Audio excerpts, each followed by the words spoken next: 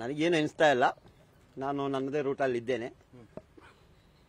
ನಾನು ಕೇಳ್ತಾ ಇರೋದು ಇವಾಗ ಕೆಲವೊಂದು ಮಾಧ್ಯಮದಲ್ಲಿ ಡ್ರಿಲ್ ಅಂತ ಬರ್ತಾ ಇದೆ. ಪೊಲೀಸ್ ಭಾಷೆಯಲ್ಲಿ ಡ್ರಿಲ್ ಅಂತಾನೆ ಡ್ರಿಲ್ ಅಂತಾನೆ ಕರೆಯೋದು. ಹೌದಾ? ಪೊಲೀಸ್ ಭಾಷೆನಲ್ಲಿ.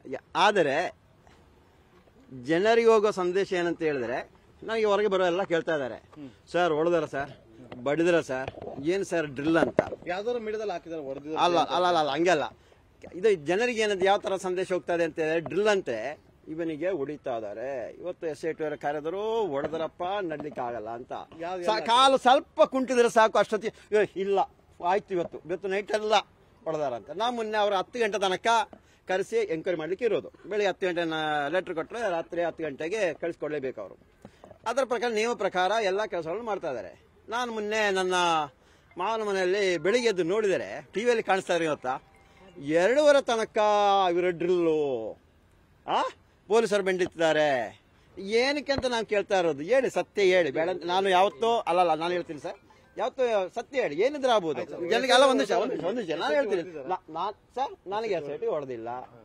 SIT ಅವರ ಹೇಳಿದ್ದೀನಲ್ಲ, ಕರೆದು ಎಲ್ಲ ಒಳ್ಳೆ ರೀತಿ ನೋಡಿದೆ. ಅವ್ರದ್ದೇನು ಕೆಲಸ, SIT ಅವ್ರದ್ದು ಉಳಿದ ಠಾಣೆಯಲ್ಲಿ ಹೊಡಿಯೋ ಕೆಲಸ ಅಲ್ಲ, ಅವರಿಗೆ ದಾಖಲೆ ಪ್ರಕಾರವಾಗಿ ಎಲ್ಲ ಕೆಲಸವನ್ನು ಮಾಡ್ತಾ ಇದ್ದಾರೆ. ಅದಕ್ಕೆ ಸಹಕಾರ ಕೊಡ್ಬೇಕು ನಾವು, ಅದನ್ನ ನಾನು ಕೊಡ್ತಾ ಇದ್ದೀನಿ. ಮತ್ತೇನಾಯ್ತು ಈ ಡ್ರಿಲ್ ಅಂತ ಏನಾಯ್ತಂತ ಹೇಳಿದ್ರೆ, ಇವಾಗ ಹೇಳ್ಬೋದು, ಯಾರಿಗೆ ಬೇಕಾದ್ರೆ ಹೇಳ್ಬೋದು, ಇವಾಗ ಹೋಗ್ತಾ ಇದ್ದೀನಿ, ಈ ಕಡೆ ಬರ್ತೀವಿ ಅಂತ ನನಗೆ ಗೊತ್ತಿರಲ್ಲ. ಏನಾದ್ರೂ ಅಲ್ಲಿ HMA ಆಯ್ತು, ಏನೋ ಒಂದು ತಲೆ ತಿರುಗಿ ಬಿದ್ದು ಏನಾದ್ರು, ಆವಾಗ ಏನು ಕರ್ಕೊಂಡು ಹೋಗುವ ಜಯಂತ್ ಅವರಿಗೆ ಡ್ರಿಲ್ ಮಾಡಿದ್ರು, ಅದರಿಂದ ಅವನಿಗೆ ಏನೋ ಪ್ರಜ್ಞೆ ಇಲ್ಲ, ಕರ್ಕೊಂಡು ಹೋಗ್ತಾ ಇದಾರೆ, ಹೊಡಿತಾ, ಈ ರೀತಿ ಎಲ್ಲ ಆಗುವ ಅವ್ರಿಗೂ ತೊಂದರೆ ಆಗುತ್ತೆ. ನಾನು ಹೇಳ್ತಾ ಇರೋದು ತನಿಖೆ ಆಗ್ತಾ ಇದೆ, ಇಲ್ಲಂತ ಹೇಳ್ತಾ ಇಲ್ಲಲ್ಲ, ತನಿಖೆ ಆಗ್ತಾ ಇದೆ, ಆ ರೀತಿಯಲ್ಲಿ ಆಗಲಿ ಅಂತ. ಮತ್ತೆ ಇನ್ನೊಂದು ಸಂದೇಶ ಕೊಡೋದು ಏನಂತ ಹೇಳಿ, ಇವಾಗ ಒಂದು ಮಾಧ್ಯಮ ಮಿತ್ರರಿಗೆ ನಾನು ಹೇಳಿದೆ, ಮತ್ತಿನ್ನೊಂದು ಕೊಡ್ತಾ ಇರೋದು, ಇವಾಗ ನನ್ನ ತನಿಖೆಯಲ್ಲಿ ನನ್ನ ಅನುಭವವನ್ನು ನಾನು ಹಂಚ್ತಾ ಇದ್ದೀನಿ. ಜಾಲತಾಣದಲ್ಲಿ ಕೆಲವೊಂದು ವಿಡಿಯೋಗಳನ್ನು ಮಾಡುವಾಗ ಅದು ಸ್ವಲ್ಪ ಸಾಕ್ಷ್ಯಾಧಾರ ಇರಬೇಕು ಅಂಬೋದು. ಮತ್ತಿನ್ನೊಂದು, ಯಾವುದೇ ರೀತಿಯಲ್ಲೂ SIT ಅವರಿಗೆ ಯಾವುದೇ ಸುಳ್ಳು ಹೇಳಿಕೆ ಆಗಲ್ಲ. ನಾನಿವತ್ತು ಮಂಗಳೂರಲ್ಲಿದ್ದೀನಿ ಆ ಟೈಮಿಗೆ ಅವರೆಲ್ಲ ಚಾಟ್ ಅಂತ ನೋಡ್ತಾ ಇರ್ತಾರೆ. ಇಲ್ಲ ನಾನು ಮಂಗಳೂರಲ್ಲಿದ್ದು ಬ್ಯಾಂಗ್ಳೂರಲ್ಲಿದ್ದೀನಿ ಅದು ಸಿಕ್ಕಾಗ್ತಾರೆ. ಯಾರೇ SIT ಅವರು ತನಿಖೆ ಮಾಡುವವರು ಬರುವಾಗ ಸತ್ಯಾಸತ್ಯ ಘಟನೆ ಅವರಿಗೆ ಹೇಳಿ, ಅವರ ಸಮಯನೂ ವ್ಯರ್ಥ ಮಾಡಬೇಡಿ. ಅವರು ಒಳ್ಳೆ ರೀತಿ ಸಹಕಾರ ಮಾಡ್ತಾ ಇದ್ದಾರೆ ಸರ್. ಅದೆಲ್ಲ SIT ಮಾಡ್ತಾ ಇದ್ದಾರೆ. ಅದಕ್ಕೆ ನಾನು ಹೇಳುದು ಏನಿಲ್ಲ, ಒಂದು ವಿಷಯ ಸರ್, ನಾನು ಡೆಲ್ಲಿಗೆ ಹೋಗಿ ಸುಳ್ಳು ಹೇಳಿ. ಅಲ್ಲ ಒಂದು ವಿಷಯ ಸರ್, ಒಂದು ವಿಷಯ, ನಾನು ಸುಳ್ಳು ಹೇಳ್ಬಾರ್ದಂತಾನೆ ಹೇಳಿರೋದು. ಅಲ್ಲ ಸುಳ್ಳು ಹೇಳ್ಬಾರ್ದಂತಾನೆ ಹೇಳ್ತಾ ಇರೋದು ಸರ್. ನಾನು ಹೇಳ್ತಾ ಇರೋದು ಏನಂತ ಹೇಳಿ, ಅಲ್ಲ ಒಂದು ವಿಷಯ, ಅಲ್ಲ ಸರ್ ಒಂದು ವಿಷಯ ಹೇಳಿದ್ರೆ ಸರ್, ನಾನು ಹೇಳೋದಕ್ಕೆ ಮತ್ತೆ ಆತರ ಕೇಳಿದ್ರೆ ನಾನು ಹೋಗ್ಬಿಡ್ತೀನಿ. ನಾನು ಆತರ ಕೇಳಿದ್ರೆ ನಾನು ಹೇಳ್ತಾ ಇದ್ದೀನಲ್ಲ, ಜನರಿಗೆ ಆ ಒಂದು ಸಂದೇಶವನ್ನು ನಾನು SIT ಹೋಗಿ ತನಿಖೆ ಬಂದ ಆ ನಂತರ ಒಂದು ಸಂದೇಶ ಹೇಳ್ತಾ ಇದ್ದೀನಿ. Yes okay. ಇನ್ನು ಇವಾಗ ಯಾವ್ದು ಹಾರ್ಡ್ ಡಿಸ್ಕ್ ಯಾವ್ದು ನಿಮ್ದು ಹಾರ್ಡ್ ಡಿಸ್ಕ್ ಒಂದಷ್ಟು ಡಾಕ್ಯುಮೆಂಟ್ಗಳು ವಿಡಿಯೋಗಳು ಸರ್, ನನ್ನ ಹೇಳ್ದಲ್ಲ 3 ಮೊಬೈಲ್ ಇದೆ, 3 ಕೊಟ್ಟಿದ್ದೀನಿ. ಅದರಲ್ಲಿ ಯಾವುದನ್ನು ನಾನು ಡಿಲೀಟ್ ಮಾಡಿಲ್ಲ, ಎಲ್ಲ ಪಕ್ಕ ಅದೇ ತರ ಕೊಟ್ಟಿದ್ದೀನಿ.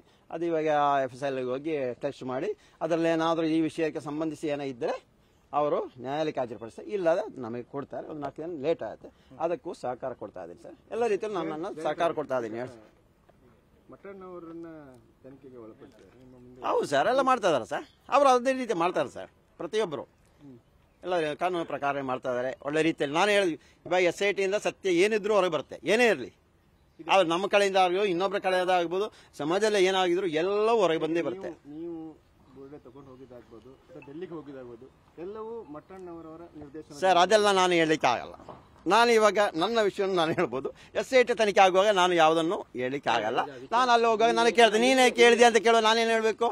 ಇವು ನನ್ನಷ್ಟೇ ನನ್ನ ಪರ್ಸನಲ್ ವಿಷಯ ಆಗಿ ಮಾತಾಡ್ತಾ ಇದ್ದೀನಿ ಅಷ್ಟೇ. ಹೇಳಿ ಸರ್. ಈಗ ನಿಮ್ಮ ಮುಂದೆ ವಿಚಾರಣೆಗೆ ಹಾಜರಾಗ್ತಾ ಇದ್ದೀರಾ, ನಿಮ್ಮನ್ನ ವಿಚಾರಣೆ ಮಾಡಿ ಬಿಡ್ತಾರೆ ಅಂತ ಅನ್ಸುತ್ತಾ ಅಥವಾ? ಸರ್, ಕಾನೂನು ಅರಿವಿಲ್ಲದ ಏನೋ ತಪ್ಪು ಮಾಡಿದರೆ ಆ ಕಾನೂನಲ್ಲಿ ಏನು ಶಿಕ್ಷೆ ಅದು ತಗೊಳ್ಳೇಬೇಕಲ್ಲ ಸರ್.